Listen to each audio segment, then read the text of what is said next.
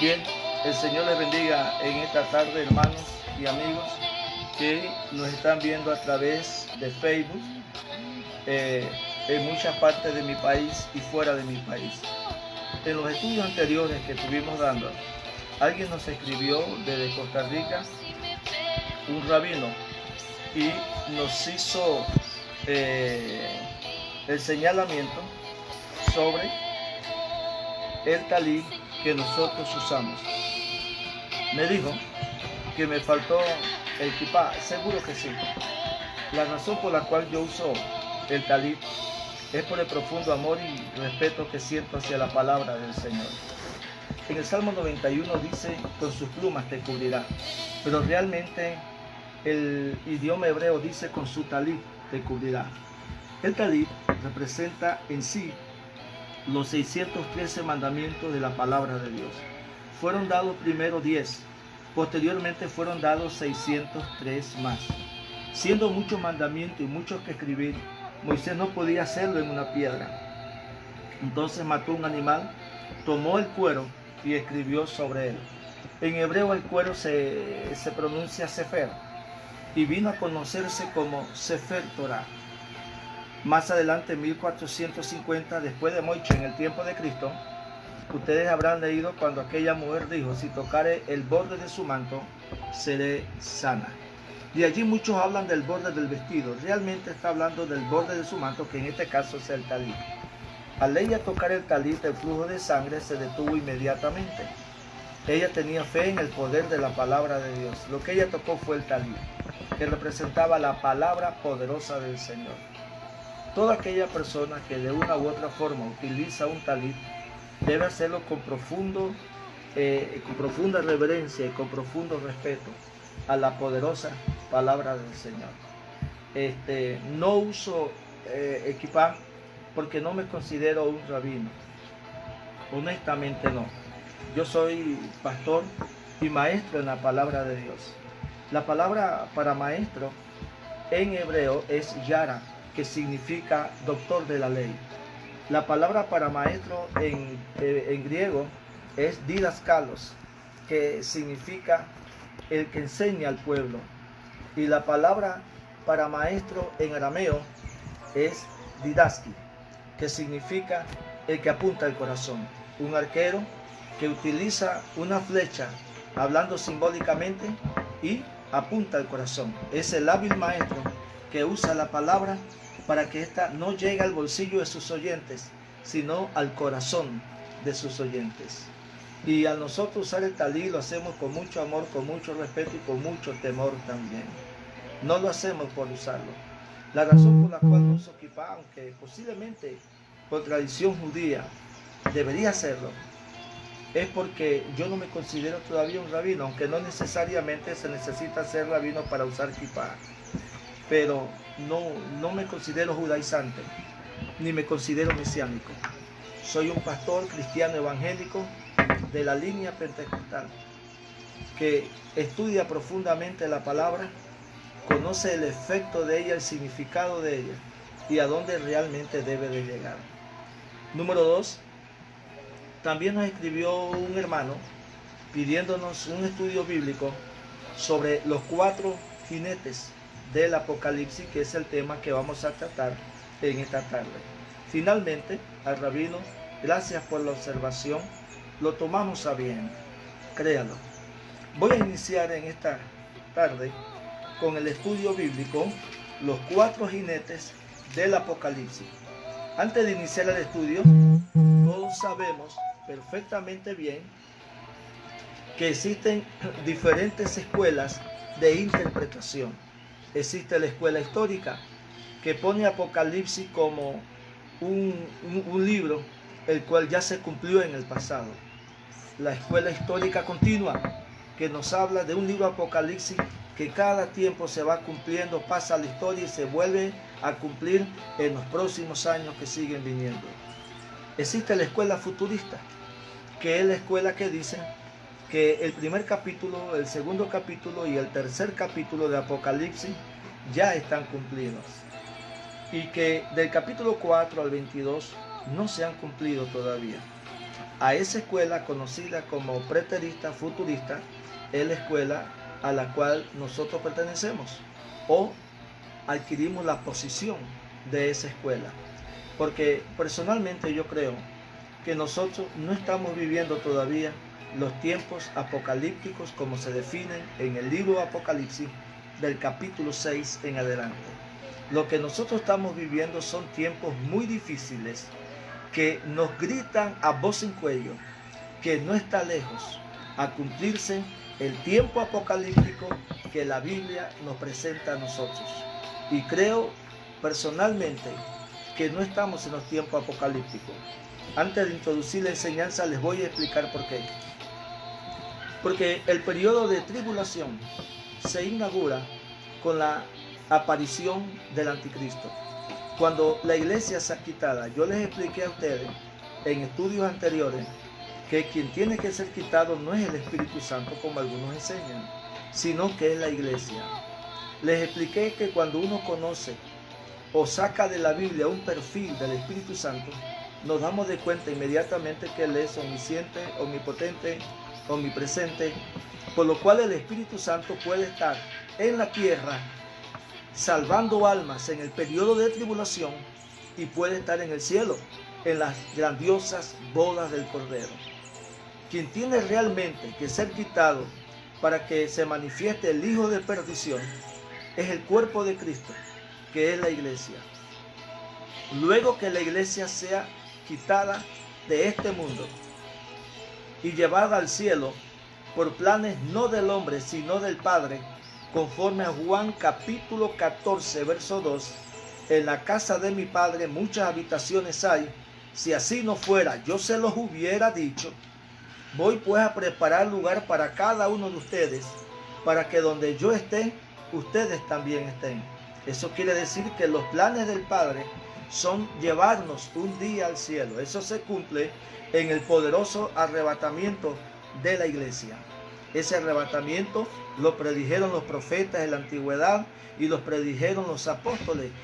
Fue una doctrina que fue enseñada en el Nuevo Testamento y que, como dice Pablo en una de sus cartas, en este caso a Tesalonicenses, en su primera carta, y esperamos desde los cielos a Jesucristo, a quien Dios resucitó de los muertos, el cual nos libra de la ira que va a venir sobre el mundo entero, conforme a Apocalipsis 3:10, por cuanto has guardado la palabra de mi paciencia, yo te guardaré de la hora de la prueba que va a venir sobre el mundo entero. La iglesia debe y tiene que ser guardada conforme al sagrado libro. Luego que la iglesia sea levantada al cielo, no sabemos cuánto tiempo va a pasar. Puede pasar un mes, 3 meses, 4 meses, 6 meses, hasta un año puede pasar.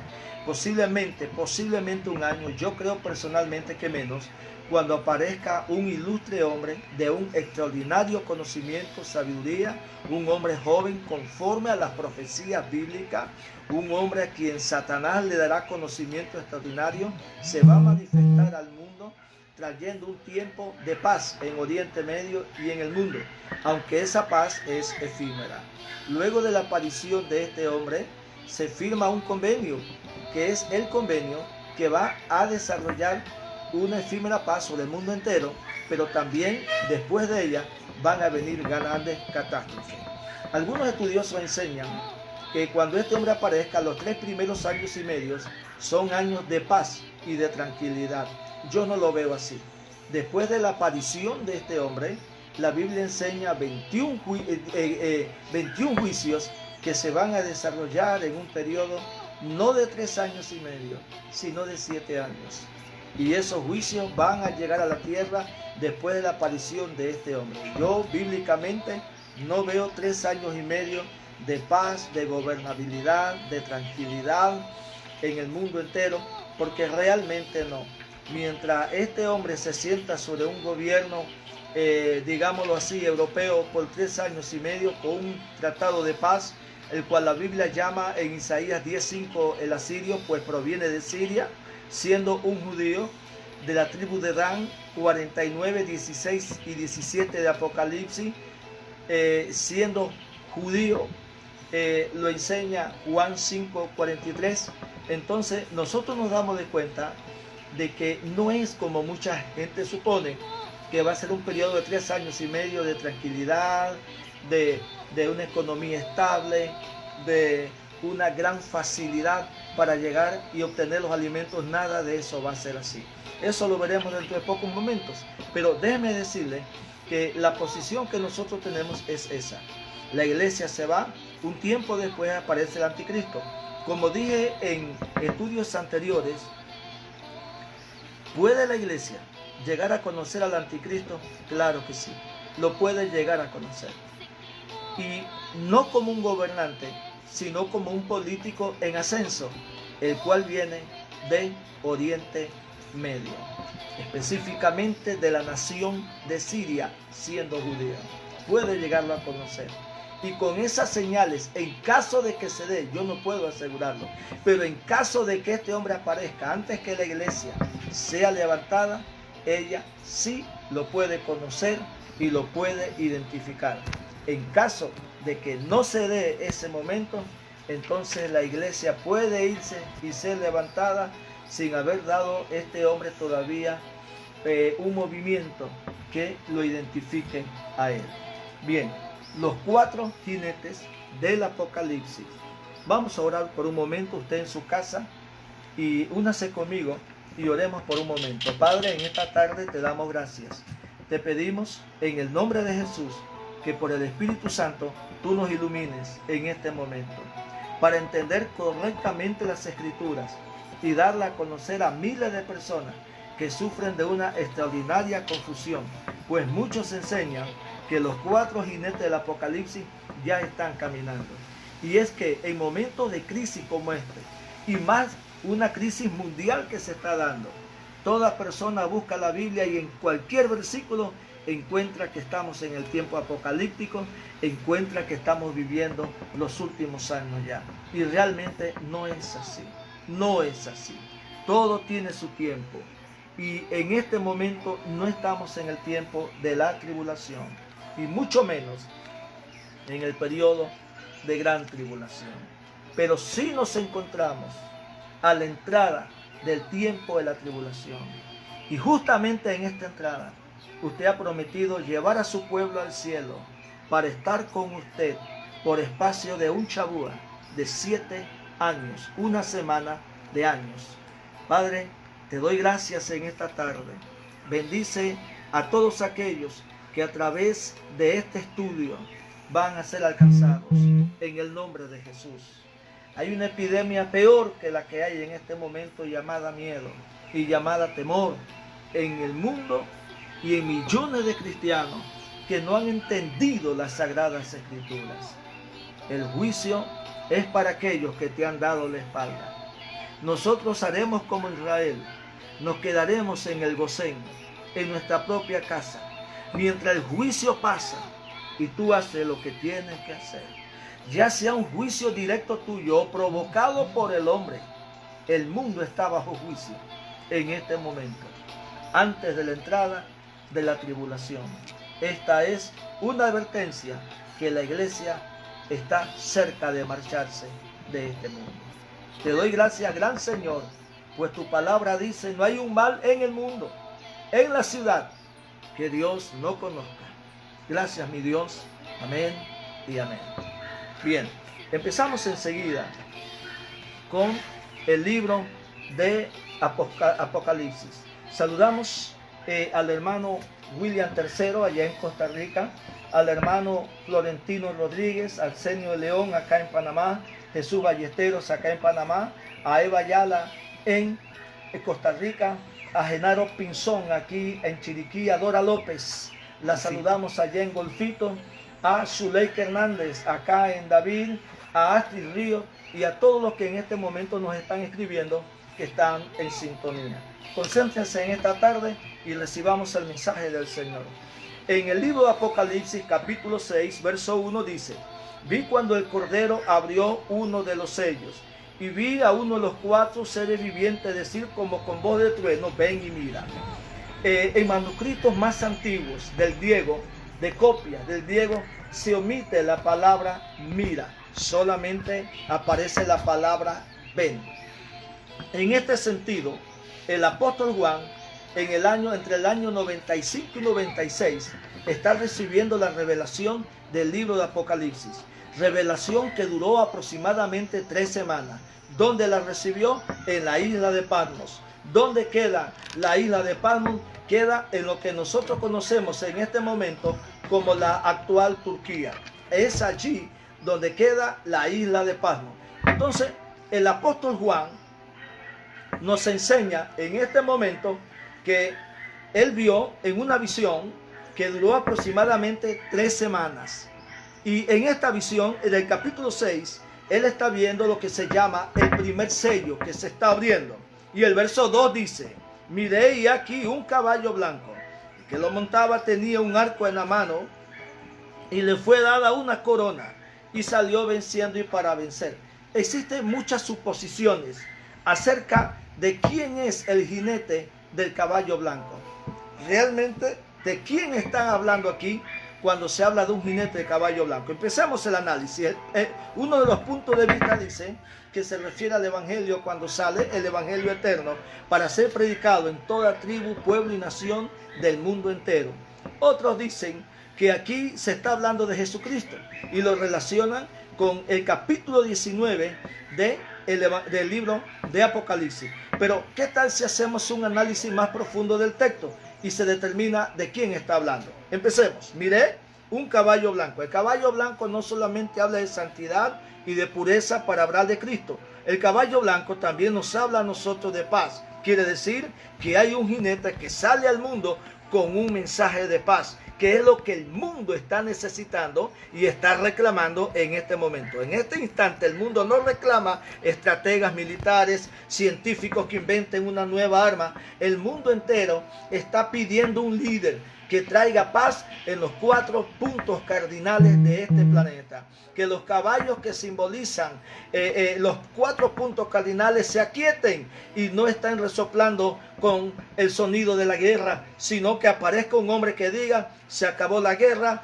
viene un tiempo de paz, empecemos a negociar, empecemos a hablar, todo el mundo en la ONU, y salir de la ONU con un tratado firmado que hable de paz. Es lo que el mundo en este momento está pidiendo. Este hombre viene con un mensaje de paz para el mundo entero. Dice la Biblia que montaba y tenía un arco. Históricamente y bíblicamente, el arco siempre está relacionado con los enemigos de Dios. Mala espada está relacionada con Dios y con el Mesías príncipe. De hecho, si ustedes estudian el libro de Efesios, capítulo 6, se darán de cuenta en el verso 17 que cuando habla de la palabra de Dios, habla de una espada. Si leen Apocalipsis, capítulo 19, cuando la guerra se desarrolla, del verso 11 en adelante, habla que el Mesías viene con una espada en su boca, que es la palabra. Y si vemos Hebreos capítulo 4, versículo 12 en adelante, vemos como el apóstol Pablo habla de la palabra como una espada. Siempre el arma de guerra del Señor, hablando proféticamente, no es un arco, es una espada. Seguimos leyendo. Y le fue dada una corona y salió venciendo y para vencer. Dice el Sagrado Libro que se le dio una corona a este personaje. Cuando se dice que se le dio una corona a este personaje, quiere decir entonces que este hombre recibe una corona de parte del mundo. Si nosotros analizamos la historia, Jesús jamás recibió la aprobación del mundo. Inclusive, asómbrense, cuando la Biblia dice que los fariseos decían: crucifícale, el mismo pueblo al cual él alimentó en el desierto, le regaló milagros, le dio de la gracia de Dios, el mismo pueblo. Entonces dice la Biblia que luego gritaban: crucifícale, queremos a Barrabás. Entonces, en ese momento nosotros podemos entender que el mundo nunca ha aceptado ni a Dios, ni a su mensaje, ni a su Mesías. De hecho, la condición moral pecaminosa que el mundo vive nos dice a nosotros que el mundo rechaza al Mesías, rechaza a Dios y rechaza su palabra. Por eso cuando dice se le dio una corona, no existe un pasaje bíblico donde diga que Jesucristo va a recibir una corona de este mundo o que Dios le va a ser señalado como el héroe mundial. Todo lo contrario. si leemos el libro de Isaías 63, Apocalipsis capítulo 16, Apocalipsis capítulo 19, si leemos estos pasajes bíblicos, nos daremos de cuenta entonces que Jesús toma el poder mundial por la fuerza. No lo toma porque el mundo decide dárselo. En este sentido dice, se le dio una corona. La palabra corona en el idioma griego es heteros. Y la palabra, cuando dice heteros, cuando la Biblia habla de corona y habla de heteros, la Biblia nos dice a nosotros claramente que es una corona corruptible. Esa corona es la que se le daba a quienes corrían en el Coliseo, a quienes estaban en una carrera, y cuando terminaban, a quienes ganaban, se les entregaba una corona que se conocía como,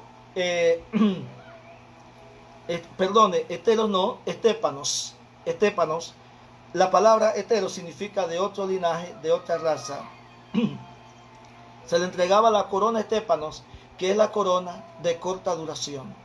Entonces, lo que se le entrega a este personaje es un estépanos, una corona estépanos de corta duración, dando a entender que su reino será por poco tiempo. Regreso en un momento, no se vayan, por favor.